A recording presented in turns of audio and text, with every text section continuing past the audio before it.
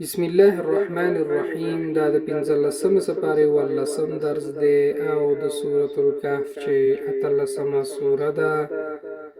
کولی شئ چې 2 تر 3 آیت ورسره ولولئ چې په ترجمه یې درست پوه شئ او قابل د یادوري ده چې د آخرین درس دی د 15 سپارې، یعنی 15مه سپاره ختمه شوه. أعوذ بالله من الشيطان الرجيم. غداءنا زمن سبا ناره، مفهوم ده چې زمن سبا ناره.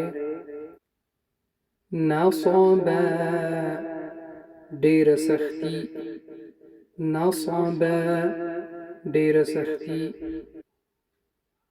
قصصا مفهوم ده په لټولو سره.